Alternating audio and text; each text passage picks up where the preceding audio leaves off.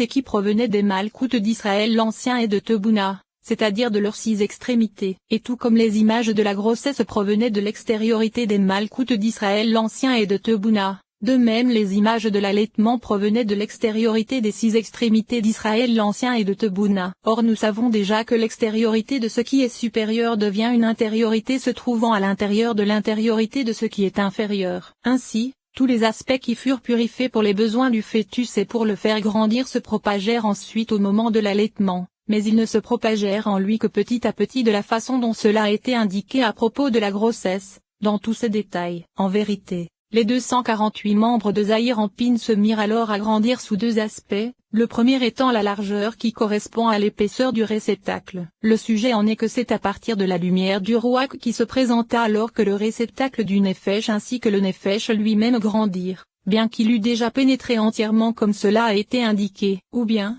selon le second commentaire que nous avons présenté, il se pourrait que le Rouach se trouvant dans le Nefesh soit ajouté et que le réceptacle grandisse alors en taille. Ainsi, il se trouve que le fœtus grandit lors de son allaitement, et sa taille augmenta. Mais il grandit également en largeur et en épaisseur car l'épaisseur du réceptacle fut allant redoubler dans l'ensemble des aspects de ces 248 membres. Il se trouve que l'épaisseur extérieure qui grandit lors de la grossesse est appelée réceptacle du Nefesh, et l'épaisseur qui lui est maintenant ajoutée est le réceptacle intermédiaire du Rouach se trouvant à l'intérieur du réceptacle extérieur du Nefesh. En vérité, au début la révélation de la pénétration des étincelles du Rouach se fit dans le cœur, et à partir de là elles envoyèrent leurs branches via les artères pulsatiles dans l'ensemble des 248 membres se situant sous l'épaisseur extérieure du réceptacle qui grandit lors de la grossesse. Et de la même façon, les 10 séphirotes des 248 membres de Zahir Anpin grandirent au cours de l'allaitement, en taille et en épaisseur, en taille car les réceptacles du Nefesh grandirent en degrés,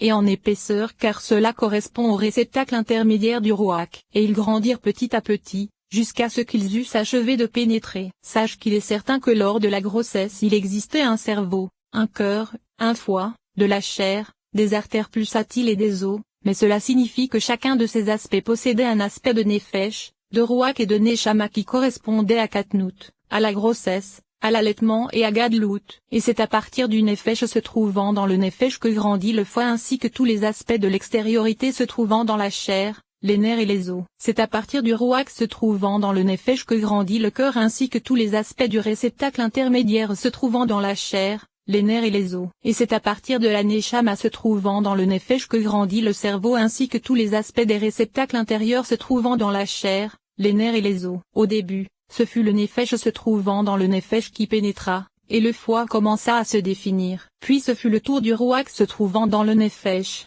et le cœur commença à se définir. Ensuite ce fut le tour de la Neshama se trouvant dans le Nefesh, et le cerveau commença à se définir. Et ensuite, lorsqu'arriva l'allaitement, le Nefesh du Rouach fit davantage grandir le foie ainsi que les réceptacles extérieurs. Lorsqu'arriva le Ruach du Rouach, le cœur ainsi que tous les réceptacles intermédiaires grandirent. Et lorsqu'arriva la Neshama du Rouach, le cerveau ainsi que tous les réceptacles intérieurs grandirent. Cependant, il ne possédait encore tout ce que l'aspect du Rouach et du Nefesh véritable. Il se trouve que les gouttes d'Abba et Ima qui provenaient de la matière et de la forme de leur Rouach devint l'intériorité du réceptacle intermédiaire, alors que le Rouach de Zahir Anpin lui-même se revêtit de la goutte du Rouach d'Abba et Ima, comme cela a été indiqué à propos du Nefesh de la grossesse. Ce sont donc 2 images, l'une dans Israël l'Ancien et l'autre dans Tebouna. 7e paragraphe. Ensuite, Zahir Anpin commença à grandir véritablement, ce qui correspond à la pénétration de la Neshama. Et le sens du fait que cet aspect soit appelé croissance véritable c'est que jusque-là Zahir Anpin possédait un Rouach, raison pour laquelle, l'aspect de Zahir Anpin était désigné comme le Rouach comme nous le savons. Cependant, lorsqu'il obtint une Neshama il y eut alors croissance véritable car il grandit au-delà de cet aspect. En effet, toute sa racine correspondait aux 6 extrémités appelées Rouach, et il grandit alors par les 3 premières qui correspondent à l'aspect de la Neshama. Et les réceptacles de Zahir Anpin recommencèrent à grandir sous les 3 aspects que sont l'extérieur, l'intermédiaire et l'intérieur, que ce soit en épaisseur ou en hauteur. Et ceci se fit grâce à la clarté de la Neshama se trouvant en eux, dans le Nefesh et le Rouach. Il se trouve que bien qu'il possédât depuis le début l'aspect des cerveaux, comme il n'y avait encore en eux que l'aspect de la clarté du Nefesh ou du Rouach puisque les aspects de la lumière ne leur étaient pas adaptés, c'est comme s'il n'y avait pas eu en eux de cerveau. Alors que lorsque la Neshama se retrouva en eux et qu'ils eurent grandi, il fut question de croissance des cerveaux. Comprends cela. De plus, cette pénétration des cerveaux se fit petit à petit comme cela a été décrit, dans le Rouach et dans le Nefesh, et il grandit peu à peu. Ceci est également semblable à tout ce que nous avons dit du Nefesh et du Rouach, car ils sont là, force de la, goutte de l'accouplement qu'Abba et Ima propagent, la goutte de matière et de forme provenant de l'aspect de leur réceptacle intérieur et de leur Neshama. Et c'est grâce à elle que les parties pures de Zahir Anpin se purifient à partir des rois qui moururent, à partir de l'aspect des réceptacles et de l'aspect de la Neshama. Il faut que tu connaisses une règle concernant toutes les images du Nefesh, du Rouach, de la Neshama, de la Eya et de la Yeshida, et c'est que l'aspect du Nefesh de cette image apparut en premier, puis ce fut le tour du Rouach des 6 extrémités de l'image, et ensuite celui de l'ensemble des 3 premières que sont la Neshama, la Eya et la Yeshida, car les 3 premières ne sont prises en compte qu'ensemble. En vérité, elles pénétrèrent une à une, ce fut d'abord la Neshama qui pénétra, puis la Eya, et enfin la Yeshida. Ainsi, Tselem put contenir le Tzadi, et en elle se trouvait le Rouach, car l'aspect du Nefesh est appelé ressemblance et il fut donné à la femelle, alors que le Tzadi de Tselem fut donné au mâle et correspond à l'aspect du Rouach qui est appelé connaissance et qui se propagea dans tout le corps par le secret du verset, et c'est par la connaissance que les chambres sont remplies. Or dans cette connaissance se trouvent 3 cerveaux appelés Zokma, Bina et Da'at, ceux-ci se propageant par les 3 axes de Zahir Anpin jusqu'au Netza, Od et Yesod se trouvant en lui. En vérité, les Zokma et Bina se trouvant en lui sont les Zed et Gebura se trouvant dans Da'at, et elles sont appelées les 2 couronnes connues. C'est ce qu'il est dit dans le Zohar sur la Parasha Mishpatim, Daf 122, la tête du roi est fixée par Ezed et Gebura. Il existe un aspect inférieur de Da'at qui réunit ces 2 couronnes, et ce sont les 3 qui se propagent dans tout le corps de Zahir Anpin, par le secret du Tzadi de Tselem qui est l'aspect de Da'at comme cela est connu. Car il est connu que dans Zahir Anpin se trouve uniquement l'aspect du nom Yoévo,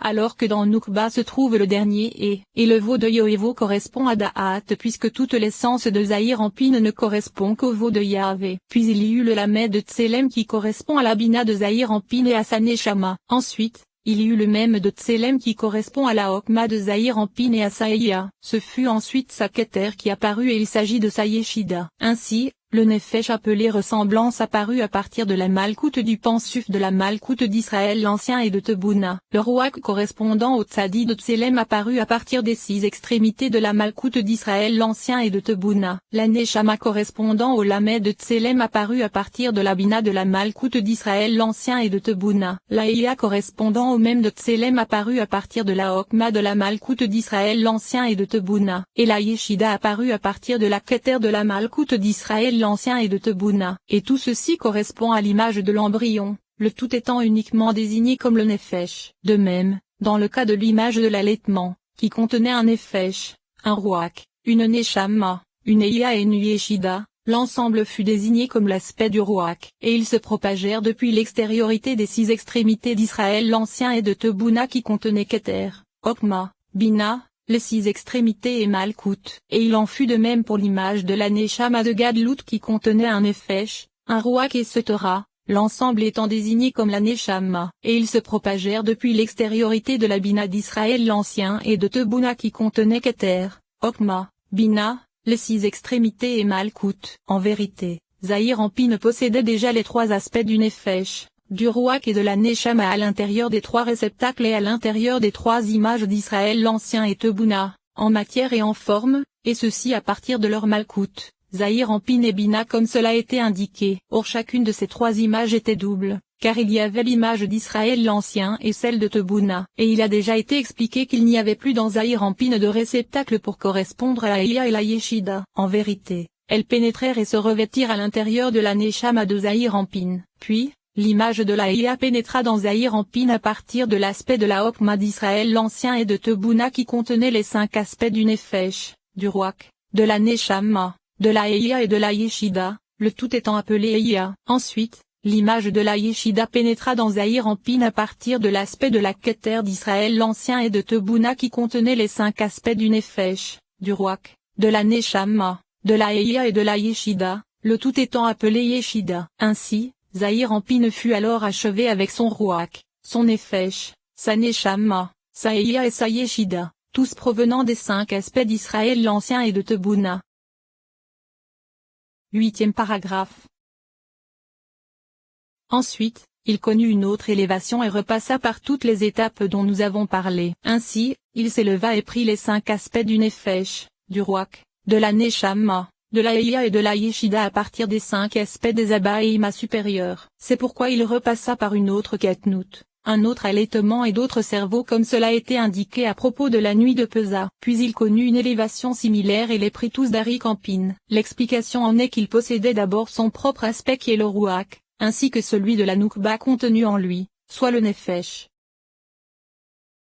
Commentaire. Et ils sortirent des yeux d'Adam Kadmon lors des 6 jours de la création, du temps des rois. Puis ils s'élevèrent à nouveau par cette grossesse supérieure afin d'achever de se réparer grâce à Abessag d'Adam Kadmon, et leur vinrent les 9 séphirotes supérieures de Bon et les 10 séphirotes de Ma de chaque particularité. Ils sortirent ensuite complets et réparés, avec les 10 séphirotes de Bon et les 10 séphirotes de Ma. Ils revêtirent les Netza, Od et Yesod Ari-Campine de l'Atsilut, et ils n'eurent plus besoin de se réparer grâce à Abba, Ima et Ari-Campine de l'Atsilut car ils apparurent par le secret de la racine et du principe, de telle façon que toutes les grossesses et toutes les réparations qui se produisirent à partir de ce moment jusqu'à aujourd'hui firent pour les 3 premières que sont les Keter, Okma et Bina de Zahir-Ampine, c'est-à-dire les 3 parts soufim supérieures réparées grâce à Israël l'Ancien, Tebuna, Abba, Ima et Ari-Campine. Étudie l'introduction du Revotanahar car ce sujet y est détaillé.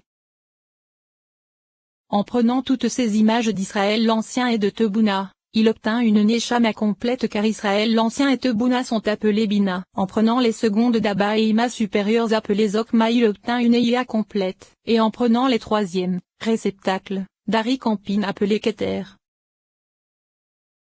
Commentaire. Ainsi, il est expliqué ici qu'au début, avant que Zahir-Ampine n'eusse reçu un seul aspect d'image à partir de ces images du Nefesh, du Ruach, de la Neshama, de la Eya et de la Yeshida d'Israël l'Ancien et Tebuna, et même l'image de l'embryon, il possédait déjà par lui-même 2 parts soufim, l'extérieur et l'intermédiaire, le Nefesh et le Ruach de sa généralité qui sont l'aspect des 6 extrémités complètes de sa généralité, chacun avec un Nefesh, un Ruach, une Neshama, une Eya et une Yeshida avec tous les cerveaux du Nefesh et du Ruach de sa généralité, vis-à-vis de lui-même et sans nécessité de ses cerveaux pour se revêtir de ce qui se trouve au-dessus de lui et pour pénétrer en son sein comme les autres cerveaux, mais uniquement vis-à-vis de lui-même depuis le moment où il émana. C'est exactement ce que nous avons écrit plus haut, et cela demande à être étudié car nous savons que 5 parts sophim contiennent la totalité du monde de l'Atsilut et correspondent à Ari-Campine, Abba, Ima, Zahir-Ampine et Noukba. Et il s'agit des aspects du Nefesh,